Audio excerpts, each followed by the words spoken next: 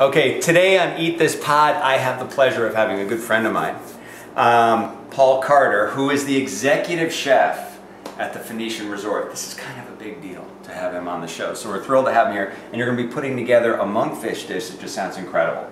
Welcome to the show. Thank you, sir. All right. Great to be here. All right. So amazing. The smells in here are incredible. Can you walk us through what you're going to be making today? Yeah, I'm going to be using one of my favorite fish, monkfish, and that's a fish that I grew up eating. Obviously, it's from the Northern Atlantic and a very common fish in England, and it's where I'm from. And as you see, I've got the beautiful monkfish fillet here. And probably one of the ugliest fish, in the sea. Beauty skin deep. Yeah, I mean, this is, the poor monkfish does get a bad rap. I mean, a lot of people refer to it as the poor man's lobster. Yes. I think this is a great way to get people involved because it's got a nice chew to it. It's very meaty. It is kind of sweet. Yep. Kind of lobstery. You can roast it. Yeah, and it's one of those fish that it actually holds up very well. It's not a flaky fish. I mean, as you mentioned, it really is like a steak. I mean, you can cut it into scallops or medallions, or you can just roast it whole. Today we're actually roasting it. Yes. You're gonna kind of pan roast it. Yep. We're gonna be really kind of spanning the globe here a little bit. We're using the I think I've got some dried ancho chili powder here, which we're going to dust the monkfish with, and we'll do that in a few minutes. And I'm going to start out by making a salsa. So we're going to be taking some of these ancho chilies, and I'm just going to seal these off in a little bit of oil. And what we're doing is just taking some hot oil, and we're just going to seal these off just to soften them up a little bit. We're not really looking to cook it, and you see as it starts to sear, it's going to like puff up a little bit. But what this does, it just softens up the pepper. Yeah, being very careful. I walk in kitchens and people are doing this, and you just get that burn, that toasted burnt smell, where obviously the peppers have been in there too long, and it can become very, very pungent. So what I'm going to do is, just to make the sauce, I'm just going to take a few tablespoons of the roasted corn and a little bit of cilantro here. So here we're just going to chop these. And obviously, this softened up, but as you leave it as well, it's going to harden back up. So you recommend if somebody's doing this at home, in the pan, chop it up immediately? Yes, as soon as you've done it, pretty much take it out of the pan and then work on it right away before it does harden up again. Now, do you leave the seeds in, take the seeds? It doesn't look like there's many seeds. There really wasn't. I mean, if you looked at it, open that up, and there's like 1 or 2 seeds in there. Yeah. So, it really depends on the chili. Some of them have a lot of seed in there. Others, it's, just like this one. I mean, and that's actually quite surprising. You don't really see it that often. Where usually it's like a baby rattle. Yeah. There's so many seeds in there. Just gonna add some olive oil. And here, this is, we're using some extra virgin oil here. Really just it depends on your preference.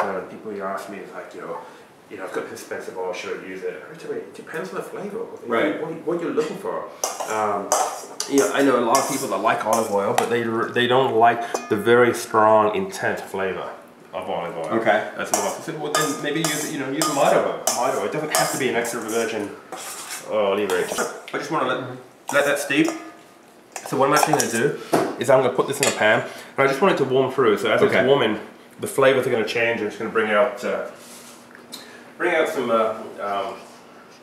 slightly different flavors. So again, this is I just want it to warm where it's not so much cooking now, but as that warms through, the flavor of the chili and the flavor of the corn is going to change as it just warms through. So you're really just trying to get everything to kind of meld together. Yeah, just trying to get those flavors to marry together, and it's like a lot of foods. So once it's from being cold to hot, the flavor, it's amazing how much the flavors change.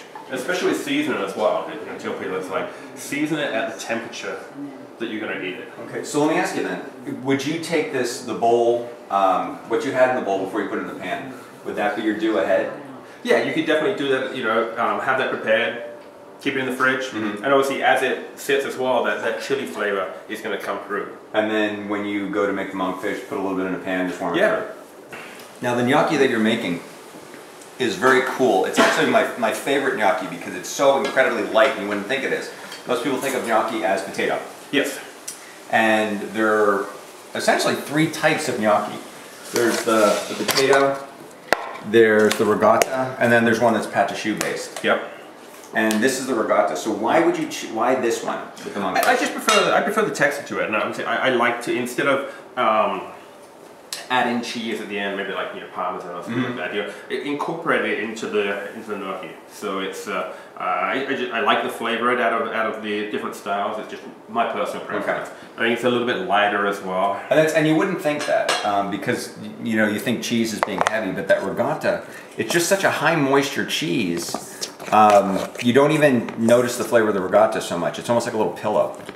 Just mixing together. This you can do as well if you've got a KitchenAid or a mixer, you can just put it in there and mix it together. But just going to incorporate that, and it's actually going to form a dough. Okay. So before that comes together, I'm going to add the zest of the lemon. Actually get all of that in there. Again, the chives.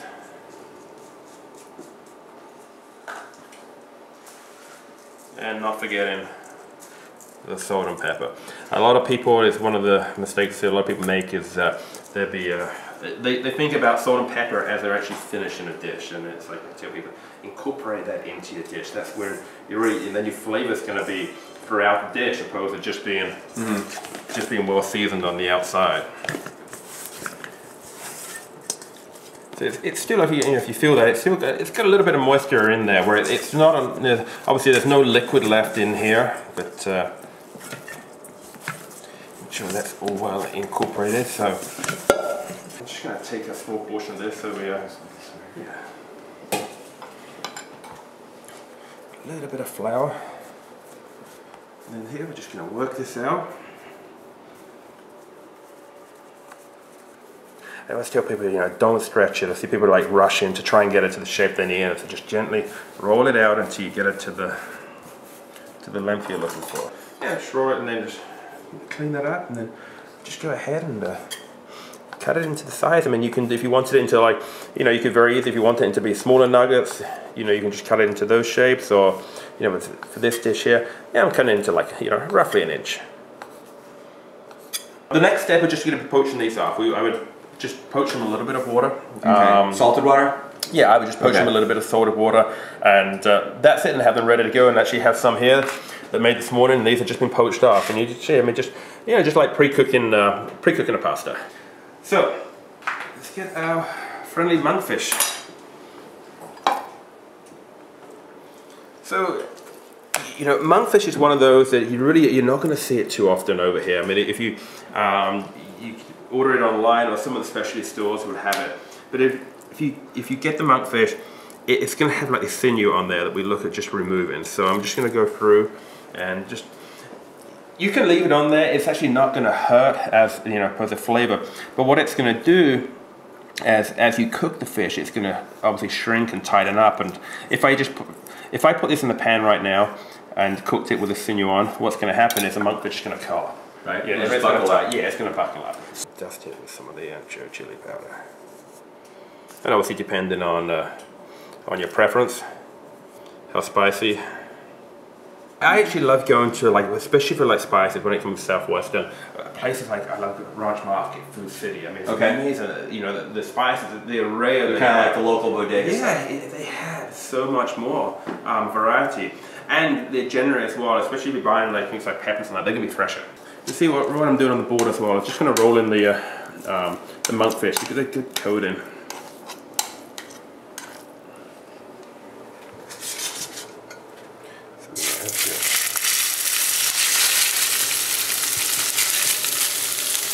Add this to the pan, and what I'm going to look to do, I'm not going to fully cook it here in the pan, but I'm just going to get a good sear all the way around. Alright, so I'm just going to pop this in the oven.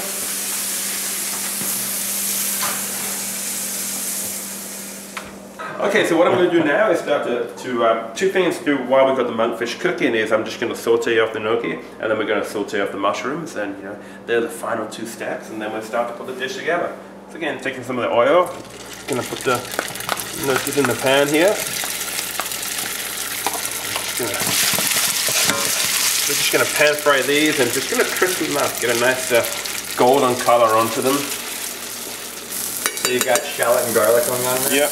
Shallot and garlic, and then oyster mushrooms? Yep. color on the gnocchi here. So what I've done is just taken those, just mixed it in there with the mushroom. I'm just going to get the monkfish out of the oven. Should be done in between. It depends on the temperature of the oven, on how thick the monkfish is.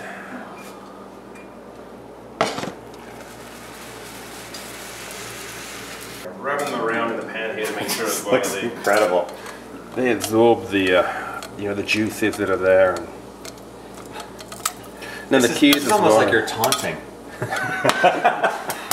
the key is as well, just to let that sit as well. I mean, But the fish has a really sweet smell. The chili isn't overpowering. now this is the type of fish. I mean, here I'm just going to cut this through. Cut into some medallions here.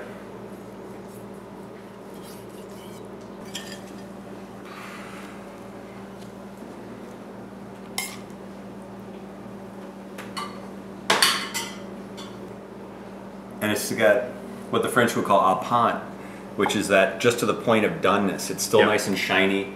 It's just losing its translucence on the inside. Just finish it off with a touch of oil. I'll take a little bit of the chives.